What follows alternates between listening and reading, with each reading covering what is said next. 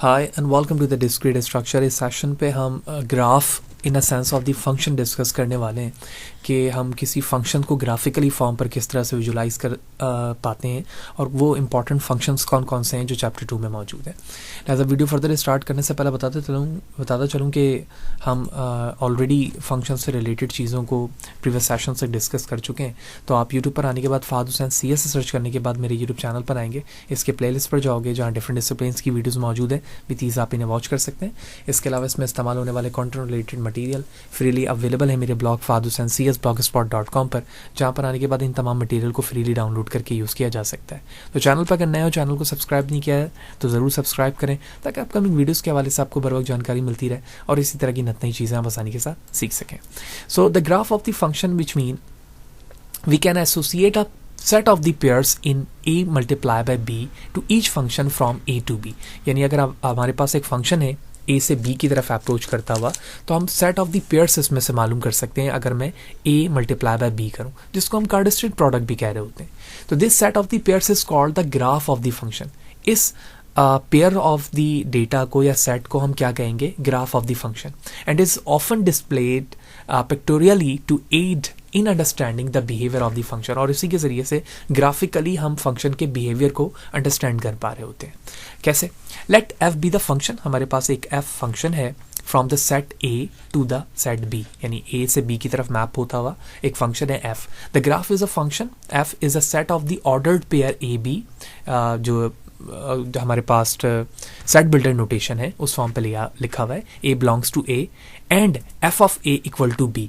यानी ये set builder notation है ग्राफ ऑफ द फंक्शन के लिए कि पेयर्ड फॉर्म पर वैल्यूज है सच दैट a जो है हमारा सेट a से बिलोंग करना चाहिए, स्मॉल a।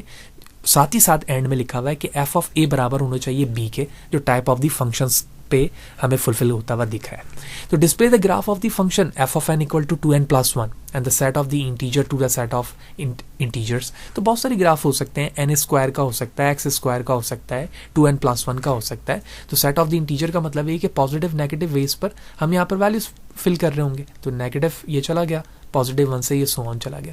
तो जब आप इसको ग्राफिकल फॉर्म पे लेकर आएंगे तो इसकी वैल्यूज ग्राफिकली फॉर्म पे प्लॉट हो रही होगी। जिस तरह आप यहाँ पर देख रहे हैं कि 2n प्लस 1 को हमने यहाँ पे ग्राफिकली किया, तो इस तरह से एक लाइन बन रही है यूं। ठीक है, ये पॉइंट्स हैं इसके। सेकंड एग्जांपल हमारे पास f of x equal to x square है सेट ऑफ इंटीजर्स के साथ। तो पॉजिटिव नेगेटिव दोनों वैल्यूज आएंगी। जब आप इसे विजुलाइज करोगे तो कुछ इस तरह से प्लॉट होगा वैल्यू। देखो, अगर आप इस तरह से एक पैराबोला शेप बन रहा होगा तो ये इसकी विजुलाइजेशन है। तो इस विजुलाइजेशन से हमें क्या पता चल रहा है? इसके पैटर्न का पता चल रहा है, इंक्रीजिंग डिक्रीजिंग फैक्टर का पता चल रहा है कि कहाँ पर वैल्यू इंक्रीज हो रही है और डिक्रीज हो रही है। और ये ग्राफ इसी नोटेशन को फुलफिल कर रही है जो यहाँ पर लिखी हुई है। ठीक है, कि a और b पेयर्ड फॉर्म पर है। a और b से क्या मुराद है? x की वैल्यू और y की वैल्यू, राइट। a जो है पहली वैल्यूज एक सेट से बिलोंग कर रहा है और दूसरी वैल्यूज जो है वो y एक्सिस से, लेकिन f ऑफ a और b यहाँ पर हमेशा क्या आ रहे हैं? फंक्शन के फॉर्म पर सेम आ रहे हैं। तो पहली चीज तो हमने ये देख ली। इसके बाद आते हैं कुछ इंपॉर्टेंट फंक्शंस, जिसमें दो चीजें जिसके मेजॉरिटी क्वेश्चन एग्जाम पे आ रहे होते हैं, फ्लोर एंड सील। तो राउंड जो प्रोग्रामिंग सिंटैक्स होता है जिसमें हम नंबर्स को राउंड कर रहे होते हैं, तो दो मेथड्स हैं राउंड करने के, एक फ्लोर है और एक सीलिंग है। ठीक है, सबसे पहले रिप्रेजेंटेशन देखते हैं। अगर कोई फंक्शन है f ऑफ x, अगर मैं उसे फ्लोर करके राउंड करना चाह रहा हूं तो मैं इस तरह से साइन बनाऊंगा, जो नीचे की तरफ इस तरह बार होगा। इसका मतलब ये है कि फ्लोर नीचे की तरफ होता है तो ये नीचे, और सील का मतलब है ऊपर। तो हम इस तरह से ऊपर की तरफ दो निशान बनाकर ब्रैकेट बना रहे होते हैं, नीचे की तरफ कुछ नहीं होता। So is the largest integer less than और इक्वल टू x। इसमें हम लार्जेस्ट इंटीजर को लेस देन कर रहे हैं या इक्वल टू ओरिजिनल x करते हैं। जबकि सीलिंग के अंदर हम क्या करते हैं? Is the smallest integer greater than और इक्वल टू। तो जो स्मॉलेस्ट इंटीजर होगा उसको इक्वल x करेंगे या ग्रेटर करेंगे। एग्जाम्पल समझते हैं, बात समझ में आ जाएगी। फ्लोर भी राउंड करने के लिए इस्तेमाल हो रहा है, सील भी। तो ये साइन ऊपर की तरफ है, तो ऊपर देखते ही मुझे क्या समझ में आ गया? ये सील। तो सील में हम हमेशा अपनी वैल्यूज को क्या करेंगे? इंक्रीजिंग ऑर्डर पे लेके जाएंगे। देखो, ये ऊपर की तरफ है, 3.5 है, तो इसका इंक्रीजिंग फैक्टर होल नंबर पे क्या होगा? 4 कर दिया मैंने। इसी चीज को रिवर्स करो फ्लोर के लिए। फ्लोर में चीज नीचे की तरफ साइन होते हैं, देखते ही समझ में आ गया फ्लोर है। इसको हम डाउन करेंगे, तो 3.5 का डाउन नंबर यानी लेस नंबर क्या होगा? 3, वो 3 लिख दिया। सेम सेंस हम नेगेटिव में इस्तेमाल करेंगे। नेगेटिव में इस वक्त हमारे पास क्या मौजूद है? सील। तो सील पे हम आगे की तरफ जाते हैं, तो -1.5 वैल्यूज क्या है? बड़ी है, लेकिन अगर मैं इसको -1 पे ले जाऊंगा तो छोटी वैल्यूज आ जाएगी, यानी यहाँ पे सीलिंग अप्लाई हो रही है। इसी चीज़ को अगर मैं फ्लोर के लिए करूँ तो हमें आगे जाना होता है, बढ़ाना होता है वैल्यू, तो -1.5 को आगे करते हुए मैं -2 पे ले जाऊंगा, क्योंकि ये बड़ी छोटी मजीद छोटी वैल्यूज हो जाएगी। इन अ सेंस ऑफ पॉजिटिव देखें तो ये मजीद छोटी हो गई, ठीक है, लेकिन ये मजीद छोटी है इससे। तो इस तरह से हमने सीलिंग एंड फ्लोर को न्यूमेरिक फंक्शंस के फॉर्म पर फॉर्म होता हुआ देखा कि हम किस तरह से उसे राउंड करेंगे। अब अगर इन्हीं सीलिंग और फ्लोरिंग फंक्शन को हम विजुलाइज करें तो उसकी विजुलाइजेशन का ग्राफ कुछ इस तरह से होगा। ये क्या रिप्रेजेंट कर रहा है? सबसे पहले तो हम अगर पहले वाले ग्राफ को देखें इसको, तो ये फ्लोर का है और ये बी जो फंक्शन है ये सीलिंग का है। तो ये हमारे पास एक्स एक्सेस है और ये वाई एक्सेस है। तो इसका मतलब ये हुआ कि जब आप x की कोई वैल्यूज़ देते हैं तो ये x वैल्यूज़ पे रहते ही वह फ्लोर कर रहा होता है, यानी अगर हमारे पास वैल्यूज़ कुछ यहाँ थी तो हम इंक्रीज करते हुए इस तरफ जा रहे हैं, इसी तरह से इस तरह इंक्रीजिंग डिक्रीजिंग हो रही है। अगर नेगेटिव में है तो इस तरह से वैल्यूज जा रहे हैं। इसमें एक सॉलिड सर्कल है और एक ब्लैंक है, एम्प्टी। तो जो अप्रोच बता रहा है कि हम किस डायमेंशन पर मूव हो रहे हैं जब मैं फ्लोर कर रहा हूँ और किस डायमेंशन पर मूव हो रहे हैं जब मैं सीलिंग कर रहा हूँ। तो जो इनपुट वैल्यूज होगी उसी बिहाफ पर हमें ये बात समझ में आएगी। कैसे?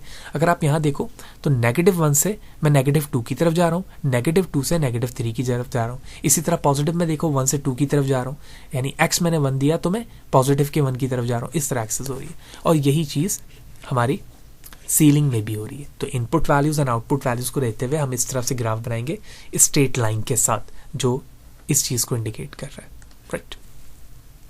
अनदर टर्म ग्राफ फंक्शन में कुछ इंपॉर्टेंट फंक्शंस की एग्जांपल्स थी, वो भी मैं यहाँ पे शेयर करना चाह रहा हूँ। जैसे ग्राफ के मल्टीपल क्वेश्चन तो हम ऑलरेडी कर चुके हैं, तो क्वेश्चन हमारे पास यहाँ पर 2 मौजूद है। Determine whether the function from R to Z, यानी रियल नंबर से z की तरफ मैप होता हुआ हमारे पास एक फंक्शन है। तो हमें ये मालूम करना है कि given the function map values is a injective और surjective where the function f of a equal to a divide by 2। तो इस फंक्शन को हम सर्जेक्टिव यानी ऑन टू फंक्शन कहेंगे। कैसे? इसकी वजह यह है कि जब आप इसमें a की वैल्यूज को अलग अलग वैल्यूज लिखते हैं तो उसकी बिहाफ पर आपको सेम आउटपुट मिल रहा है। देखो, मैंने f of 0 अप्लाई किया तो भी 0 मिला और f of 1 अप्लाई किया तो भी मुझे क्या मिला? 0 मिला। इसका मतलब ये हुआ कि 0 एंड 1 पर आउटपुट वैल्यूज दोनों सेम मैप हो रही हैं इस डेफिनेशन के मुताबिक। तो it is said to be a surjective. Second one, तो सेकंड हमारे पास कहा जा रहा है determine whether the function from R to Z, इसका मतलब है real number to integer, is injective और सर्जेक्टिव। यानी अब हमें ये बताना है कि ये इंजेक्टिव और सर्जेक्टिव है रियल टू जेड। तो इस पे भी हमें ऊपर ही ये बात समझ में आ गई थी कि ये फंक्शन हमारा सर्जेक्टिव है, इंजेक्टिव नहीं हो सकता। ठीक है, सेम एग्जांपल मैंने दोबारा लिखी हुई है यहाँ पर। तो यहाँ अप्रोच वैल्यूज चेंज करके दिखाया गया है। यानी अब अगर मैं यहाँ पर 1 लिखता हूँ तो भी मुझे 1 रिटर्न हो रहा है और मैं 2 लिख रहा हूँ तो भी मुझे 1 ही रिटर्न हो रहा है। तो यहाँ पर भी एग्जाम्पल की वैल्यूज को जब चेंज करके हमने देखा तो ये सर्जेक्टिव यानी ऑन टू फंक्शन ही परफॉर्म होकर या प्रोड्यूस होकर आ रहा है।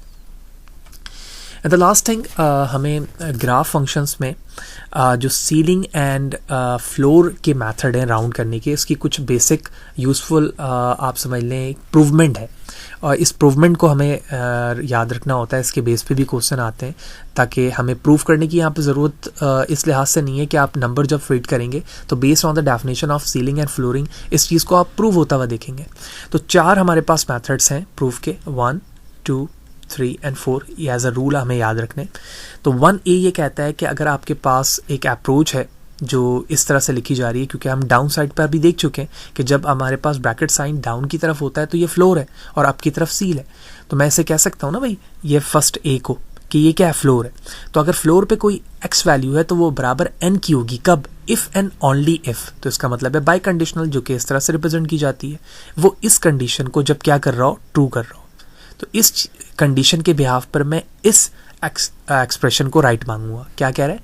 n की वैल्यू लेस देन x होनी चाहिए और इस कंप्लीट रिजल्ट की वैल्यू लेस देन n+1 हो, तो मैं इस कंडीशन को ट्रू कहूंगा। सेकंड में कहा जा रहा है कि सील वैल्यूज बराबर होगी n की if and only if n-1 is less than x less than equal to n। इस कंडीशन को उसे फुलफिल होना चाहिए। इसी तरह से फ्लोर वैल्यूज बराबर होगी n की, ठीक है, इफ एंड ओनली इफ ये वाली कंडीशन फुलफिल हो, और सील वैल्यूज n के बराबर होगी इफ ये वाली कंडीशन फुलफिल हो। यानी हम किसी भी वैल्यूज़ को इनपुट देकर बेस्ड ऑन दिस कंडीशन कह सकते हैं कि ये फुलफिल हो रही है। सेकंड में हमें ये कहा जा रहा है प्रॉपर्टीज़ में कि x-1 is less than seal values floor values of x less than equal to x less than equal to seal values less than x plus 1, यानी इस कंडीशन के बिहाफ पर हमारे पास हमेशा सेम एक्सप्रेशन ही प्रोड्यूस होकर आएगी। थर्ड में ये बड़ी इंपॉर्टेंट प्रॉपर्टीज़ है, ये हमें याद रखना है कि अगर हमारे पास फ्लोर नेगेटिव का इनसाइड पे तो वो आउटसाइड नेगेटिव के साथ सील के बराबर आएगा, और इसी तरह सील इनसाइड नेगेटिव है तो वो आउटसाइड फ्लोर के बराबर नेगेटिव पे आएगा। ठीक है, आप इनपुट वैल्यूज यहाँ पर रख के भी प्रूव कर सकते हैं। And the fourth one n plus x plus n seal या फ्लोर के साथ दोनों separate values of x seal floor plus n के बराबर होगा। तो ये प्रूवमेंट भी किसी क्वेश्चन में आ सकती है बेस्ड ऑन द वैल्यूज। आप इनपुट वैल्यूज रखें और उसके बिहाफ पर उसे प्रूव होता हुआ आप देखेंगे। And the last more function पे देखें तो हमारे पास फैक्टोरियल बड़ा एक इंपॉर्टेंट फंक्शन है। स्ट्रेलिंग फार्मूलाज भी हमारे पास एक इंपॉर्टेंट फंक्शन है। बहुत सारी रियल लाइफ एग्जांपल्स हैं। जब आप डेटा को इनक्रिप्ट कर रहे होते हैं तो वहाँ पे स्ट्रेलिंग और फैक्टोरियल फंक्शंस को आप इस्तेमाल करते हैं। So the function n goes to यानी नेचुरल नंबर से लेकर पॉजिटिव इंटीजर की तरफ जा रहे हैं, तो that function is said to be a function of n equal to n factorial. तो ये फैक्टोरियल फंक्शन है।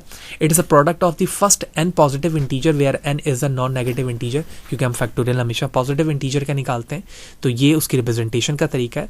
इन सिंपल जब आप किसी भी नंबर का फैक्टोरियल निकालते हैं तो आप इस तरह से लिखेंगे 5 फैक्टोरियल। इसका मतलब होता है बाय इटसेल्फ नंबर 5 और less than all positive number multiply each other.